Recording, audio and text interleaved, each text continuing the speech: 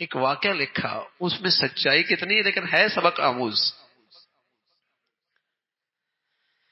کہ ایک شخص تھا، اس کے بارے میں اداروں میں یہ بات چلی کہ یہ آدمی ہے تو ادارے کا فرد لیکن ہے غیروں کا ایجنٹ. اس کے پیچھے لوگ لگا دیے گئے کہ دیکھو کہ یہ آدمی واقعی غیروں کا ایجنٹ ہے اور غیروں کے لیے کام کر رہا ہے.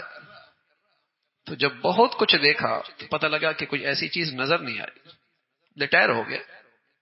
دوسرا بھی ریٹائر ہو گیا کہ اس کے پیچھے مخبری کر رہا تھا، تفتیش کر رہا تھا، جاسوسی کر رہا تھا. دونوں چائے پہ بیٹھے تو اسے پوچھا کہ تو پتہ ہے ہمیں تمہارے پیچھے تمہارے بارے میں تحقیق کر رہا تھا. کہا مجھے پتا ہے، مجھے پتا ہے. کیا یہ بتاؤ اب تم بھی ریٹائر ہو گئے، میں بھی ریٹائر ہو گئے، آیا واقعی تمہارے اندر یہ چیز تھی کہ تم غیروں کے لیے کام کر رہے تھے؟ کہاں کر رہا تھا؟ کیا کام کر رہے تھے؟ کیا کام یہ کر رہا تھا جتنے اہل لوگ ہوتے انہیں سائڈ پہ کر دیتا، نئے لوگوں کو اوپر بھیج دیتا.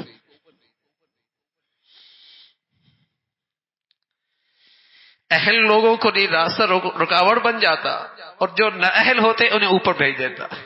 تو کسی قوم کے بربادی کے لیے کافی ہے نا. خائن بھیج دو، لٹیرے بھیج دو یا نہ اہل بھیج دو، کسی قوم کی بربادی کے لیے کافی ہے. اور میرے عزیزو، اس وطن عزیز میں کس چیز کی کمی ہے؟ کیا کچھ اللہ نے اس ملک کو نہیں دی ہے، لیکن 70 سال میں بدقسمتی سے کسی کی توجہ یہ نہیں رہی کہ یہاں اس قوم میں دیانت بھی پیدا کر دے، اہلیت بھی پیدا کر دے. اس کام کو تو ہم نے کام سمجھا ہی نہیں نا. اگر آج اپنے قوم کا مستقبل دیکھنا چاہتے ہیں تو آج کے تعلیمی ادارے دیکھ لو، بتائیے وہاں اہلیت کتنی ہے، دیانت کتنی ہے، سچائی کتنی ہے، حیا کتنی ہے، ایمان کتنا ہے، غیرت کتنا ہے. تو پتہ چل جائے گا اس قوم کا کل کیا ہے. اس قوم کا کل کیا ہے. 60% 70% لڑکے نشہ کر رہے ہیں، آوارہ ہیں، عفت پاک دامنیوں کا جنازہ نکل چل رہا ہے، شرم و حیا ختم ہو گئی. اور پھر امید رکھیں کہ یہ قوم اپنے پاؤں پہ کھڑی ہوگی.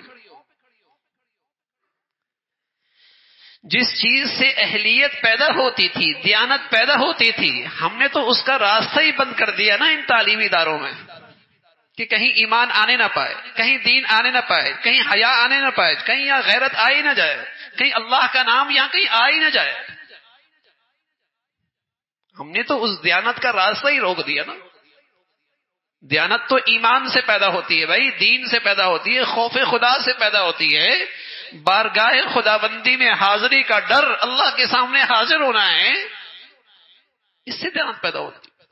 باقی قانون کی رسائی تو ایک حد تک ہے، قانون کی پہنچ بھی ایک حد تک ہے، لیکن دیانت، اللہ کا خوف، اللہ کا ڈر.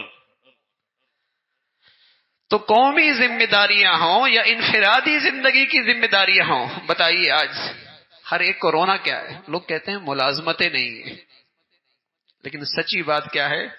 جن کو افراد کی ضرورت ہے وہ کیا کہتے ہیں؟ اہلیت نہیں. لوگ کہتے ہیں ملازمتیں نہیں ہیں، لیکن جن کو ضرورت ہے وہ کیا کہتے ہیں؟ دیانت نہیں ہے، اہلیت نہیں. دیانت نہیں ہے، اہلیت نہیں ہے.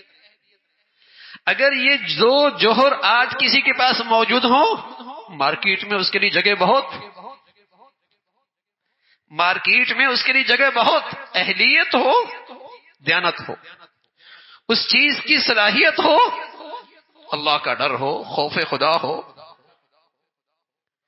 یہ سارا حسن تو ہمارے دین کا حصہ تھا کہ مسلمان تو ہوتا ہی دیندار تھا، دیانت دار ہوا کرتا تھا. اللہ کے نبی صلی اللہ علیہ وسلم فرمایا کرتے تھے آیت المنافق ثلاث، منافق کی 3 نشانیاں ہیں: اذا حدث کذب واذا وعد اخلف واذا اؤتمن خان.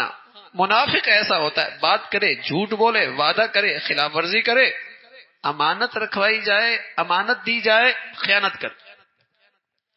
اور روایت میں رسول اللہ صلی اللہ علیہ وسلم نے اس سے آگے بات کہی وَإِن صَامَ وَصَلَّى وَزَعَمَ أَنَّهُ مُسْلِمٌ.